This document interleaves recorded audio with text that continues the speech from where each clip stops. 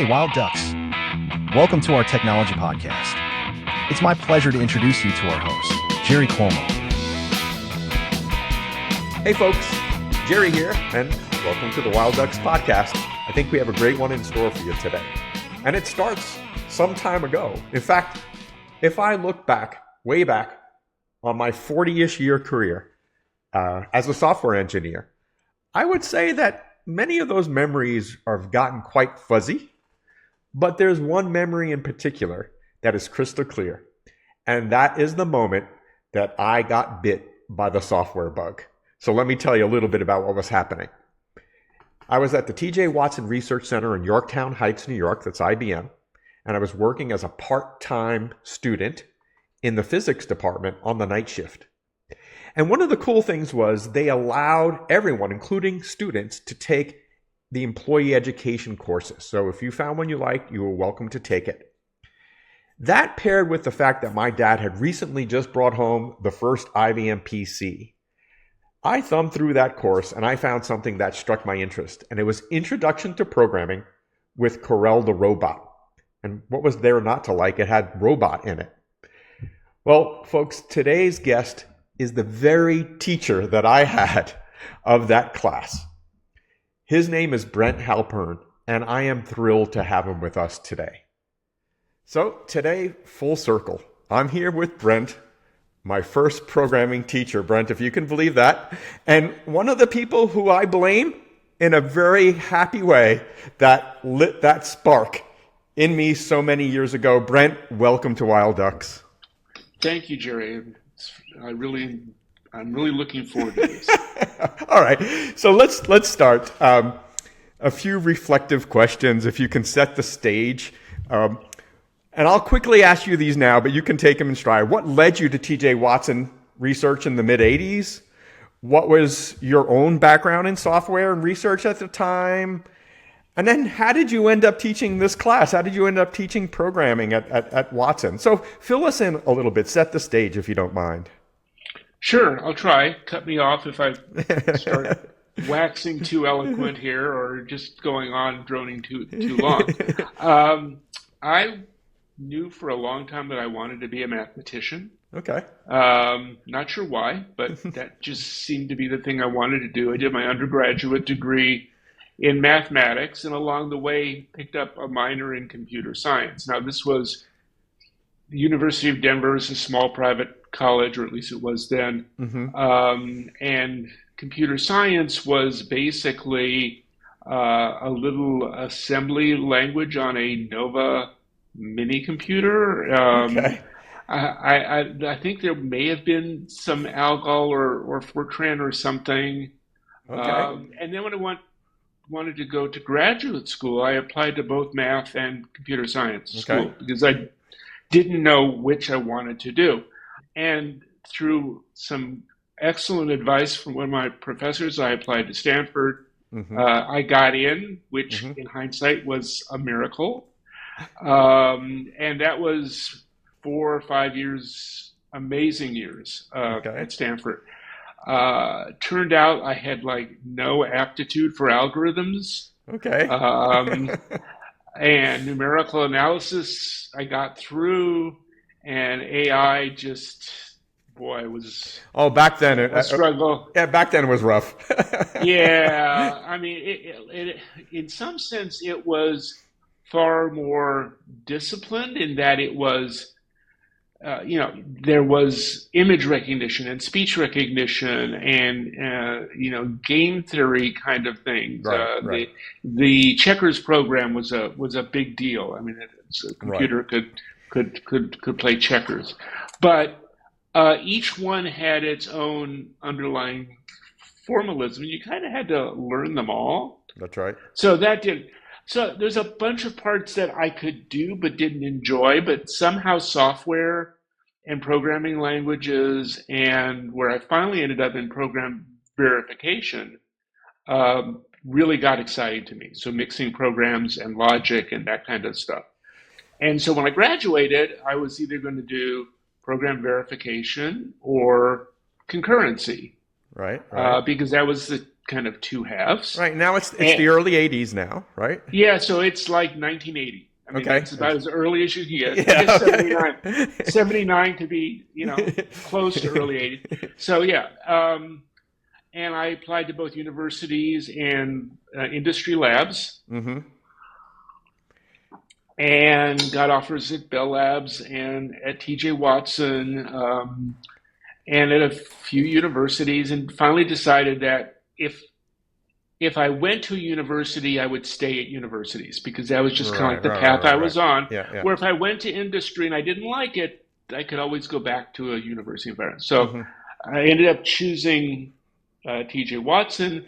I ended up in a concurrency group, building a concurrent VLSI design machine. I don't know if you remember the wire routing machine. Right. Yeah. So, I mean, vaguely, I didn't work on it, but I mean, I didn't use it, but I knew of it for sure. And none of that really happened, because it turns out programming the thing was being done in assembly language.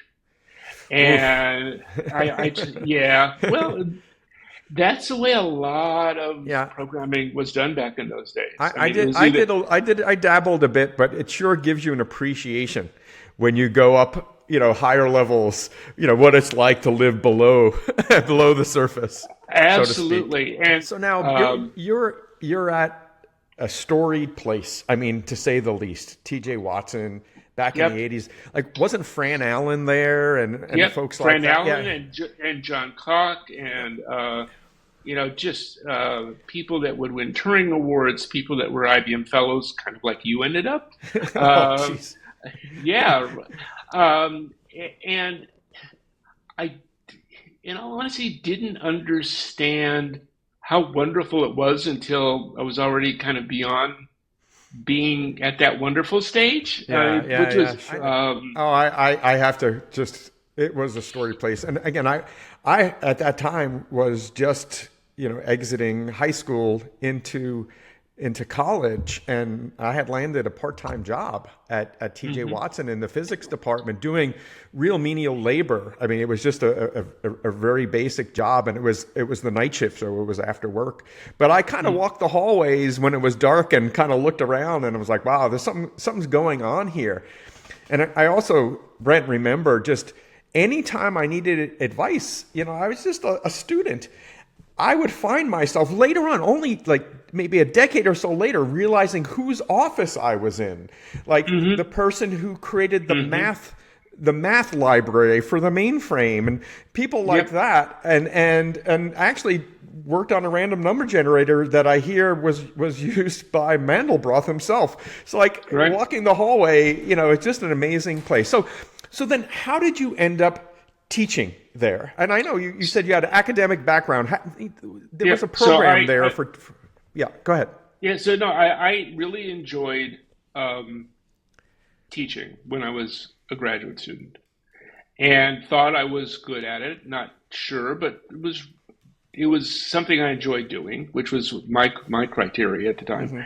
And one of my office mates, one of the students the same year as I was, again, some amazing colleagues, was a guy named Rich Pattis. And he was doing AI while I was then doing programming languages and software. We didn't call it software engineering then, but that's probably just a Stanford peculiarity. And Rich had been at CMU as an undergraduate and had picked up on turtle programming and decided he wanted to really use that to teach an intro to programming languages. So he wrote Karel the Robot, which was the book that I wanted to start with, because it would allow people to learn the basic concepts. And for then, basic concepts were iteration and if then else, and stuff like that. I tell you, from a student, and I was punching way above my weight class to be in that room with you teaching at that time, and just to get like little things when they clicked, like you can create a routine to go right by going left 3 times or something, things like that. And then you can call it something, go left, and then boom, you call it once and it's doing that behind. And it was blowing my mind. Like, wow, this is so powerful. And as I said, boy, if there was a spark, it was happening there. That book, I hold it, and when I teach at North Carolina State University, I hold it up and said, "This is the moment."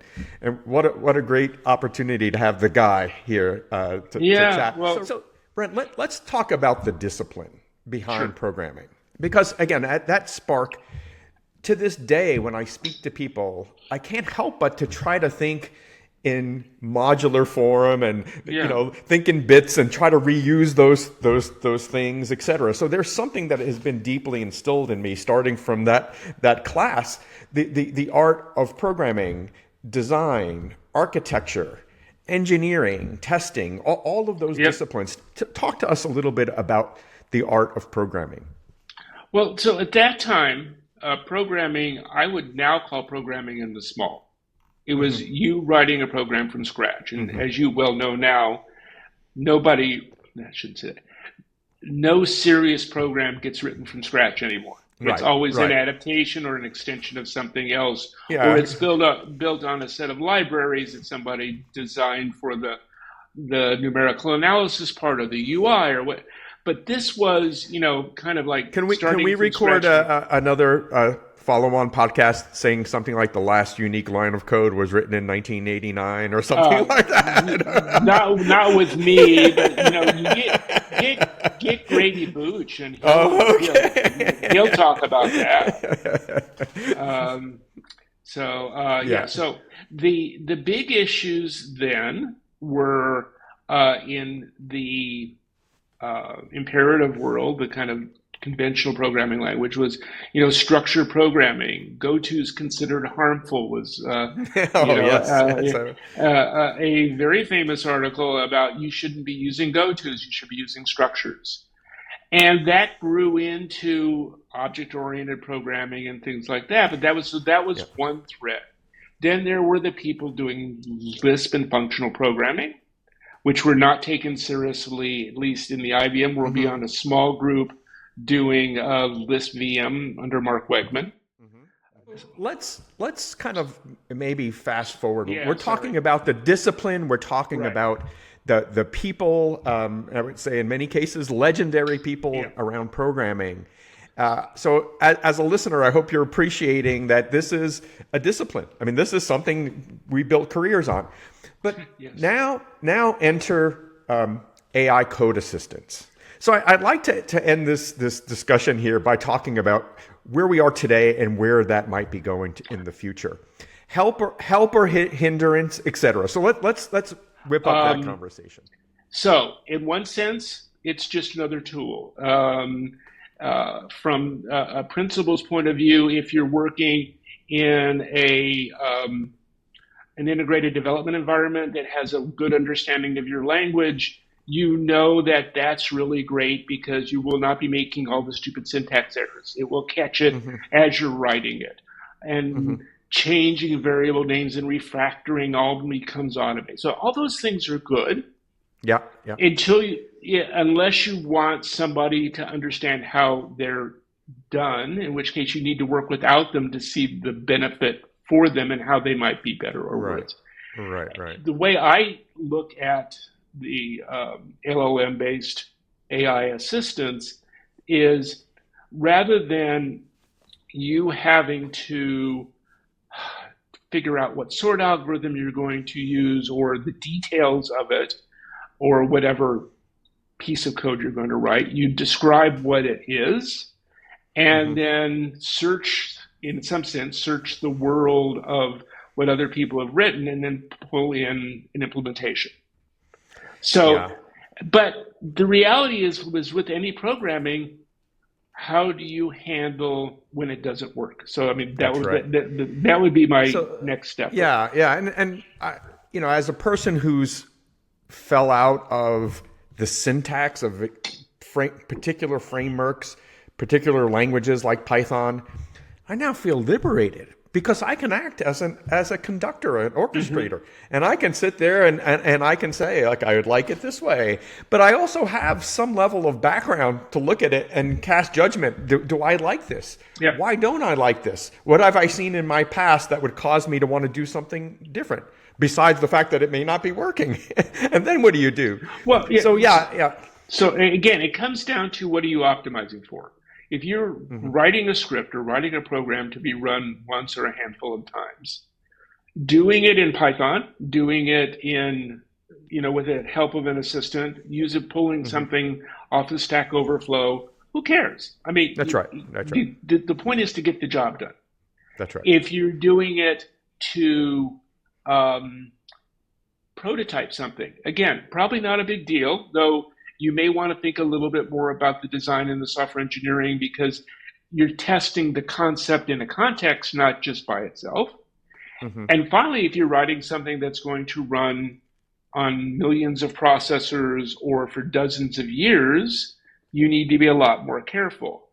Today, I would hate to use anything like that, like the AI assistants, beyond the prototyping stage, because the technical debt that you're including is stuff that you don't know that you're including. At least if you're writing it yourself, you can make a decision. Okay, I know I'm never going to use something bigger than this size. I know that I can get away with an n squared algorithm where I know an n log n exists. Whatever, you can make a conscious choice and realize that you're buying some technical debt on there. If you take somebody else's code uncritically, and this is going to have a long life, which is a big if for a lot of code, you're buying debt that you don't know what it's worth.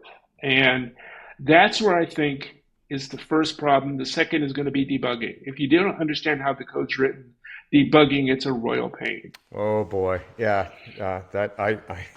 all right. So we're just about out of time. It's amazing, Brent. Just such a wonderful career. I recently retired from the very IBM that I started from, as did you, and to look back and to trace back from that very moment, that class, and the fact that we still know each other and we still talk is pretty cool. So from really sincerely, from the bottom of my heart, thank you for being part of that spark. Well, Jerry, yeah. you are welcome to thank you, because I followed your career again up to becoming an IBM fellow and being responsible. So thank you too. Yeah. Okay. Well, thank you everyone for joining, and we'll talk soon.